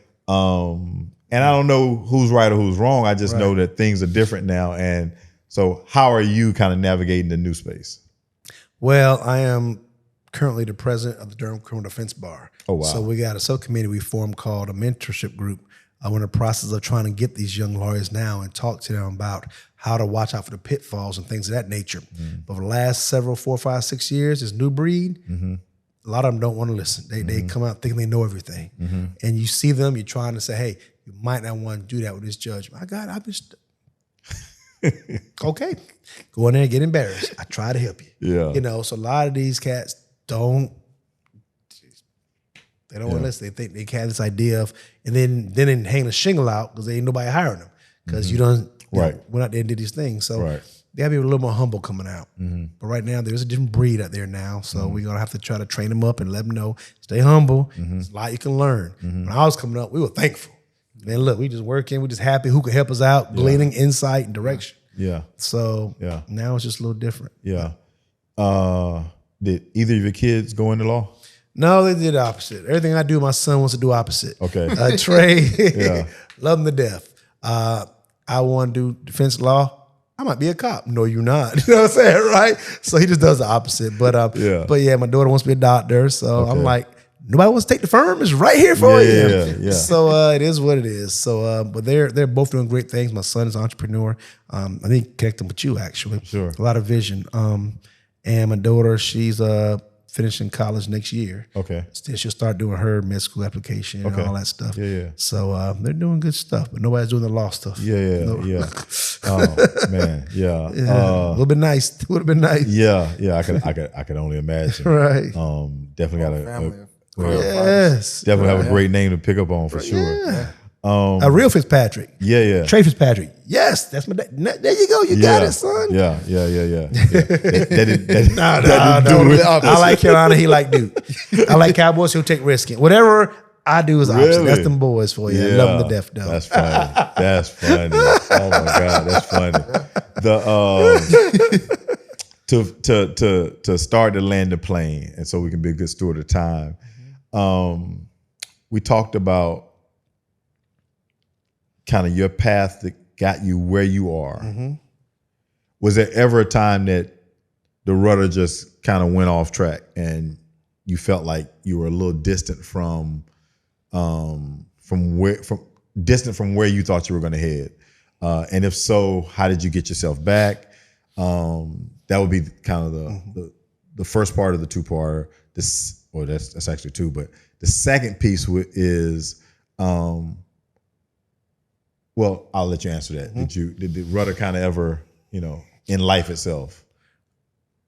Never to the point where it was at a place of close to disaster. There's always gonna be those paths you may take. Oop, wrong exit. Get back on. Yeah. But nothing real drastic. COVID pandemic time did throw everything off. Yeah. Because now the personalism is gone. You're doing Zoom and Pookie can't do Zoom. He can't do none of that stuff. He just like, where you I hadn't at? thought about that. Yeah, where you at? And they can't pay no cash, nothing like that on no Zoom. So you had to adapt, meeting, restaurant. I mean, it was different. Yeah. Personal feel was different. So that was different. Because then you lose that socialism piece. You just like, right. You're at home, it's just, that was really different. Yeah. So you can easily become distant and superficial. Yeah. So it was tough. And you're dealing with that with both. Both. Yeah. Right. Yeah. How did you, since that pastoral field is so in person, how did you deal with that? That was tough, man, because I had to maximize the use of this technology with Zoom and Facebook and all of that. So we had to deal with the virtual crowd and learn just YouTube video stuff and make some calls, try to stay connected best you can. Yeah. But now coming back is helping out a whole lot. Yeah. We still got folk who still members now of Zoom Zion and Bedside Baptist. They're great members of that virtual church. Right. So we're trying to get more butts in the seat here in person, but it's different. It's a different way of pastoring now and different way of lawyering because now with the pastor side, you really want to have folk back like they were, at least in person. Because you could tell me anything through text and through email. I'm good, pastor. Things are going great. Whole time you crying. Whole time your husband beating on you. Whole time you whatever. But if you're in person, how you doing? I'm fine. Right. Baby, no, you're not. Then you start crying. You're right. I'm not. But I can't see it. Right. So I want to have that feel back. Versus now going through what I went through for the law part. It's almost like virtual's almost now. Okay, I mean, other than meeting you now and going over the case, everything's done. Virtual now. So yeah. I'm adapting to that. It is what it is now. Yeah. So it was all right. It was different. What does the next 10 years look like for you? Well, the next 10 years for me looks like having my law firm grow and still be effective where we are with some lawyers who are making things happen, and doing more community work for me with the ministry.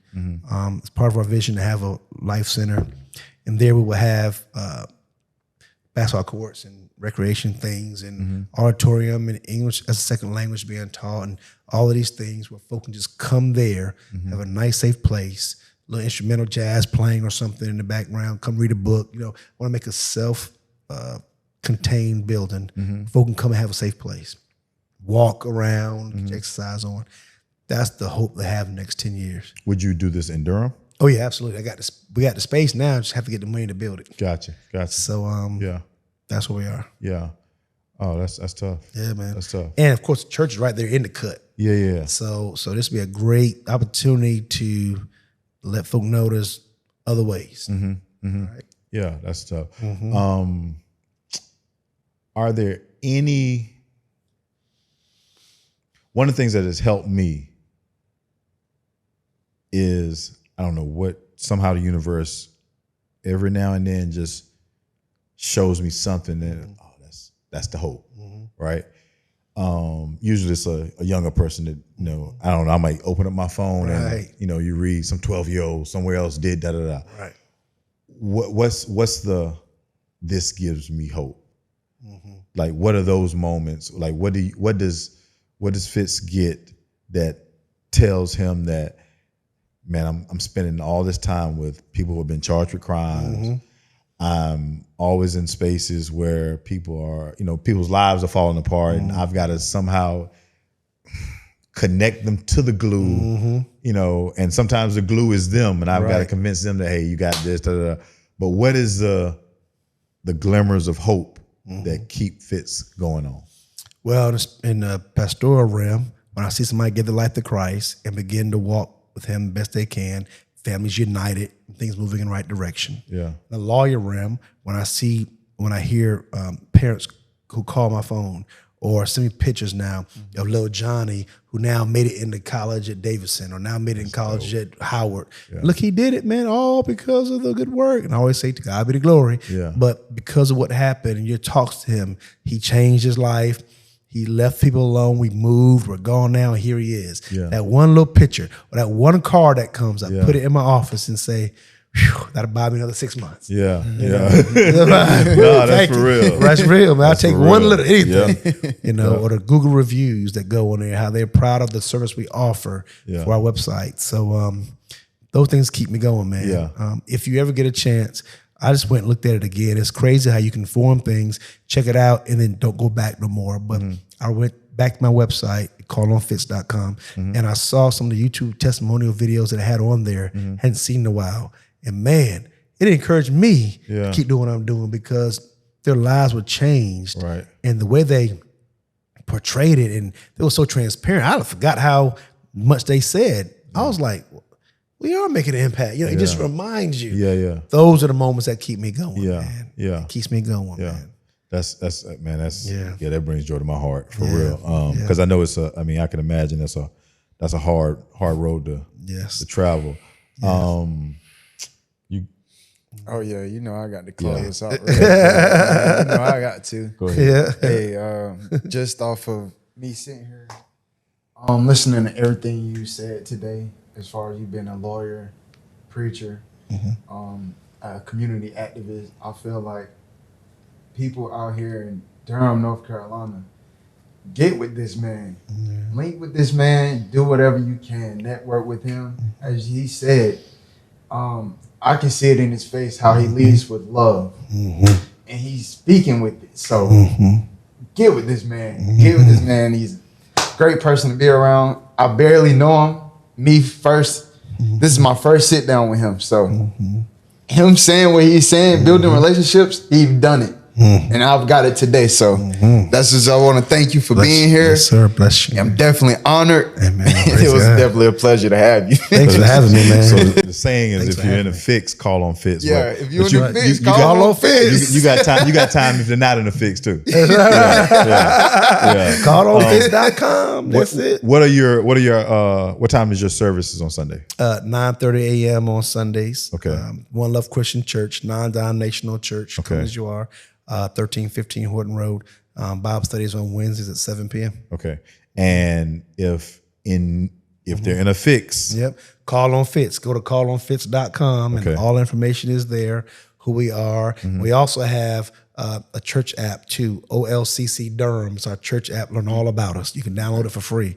OLCC Durham. OLCC Durham. Yep. Okay. LCC Durham. That's Gotcha. right. Download it and you can see all we're doing. Yeah. And then for the firm, just callonfitz.com, man. We do Durham, Roxborough, Orange County, and some Wake County. So Okay. we do those pretty well, and some Harnett County. Okay. So All we- criminal defense. Criminal, traffic tickets, and car accidents. Okay. We do personal injury cases too. Okay. We tag team, associate with firms. We make sure you're covered. So Gotcha. Call Gotcha. us, man. We're here for you. Okay. Law Officer John C. Fitzpatrick. Yeah, I appreciate it. So I first want to thank you for this sit down.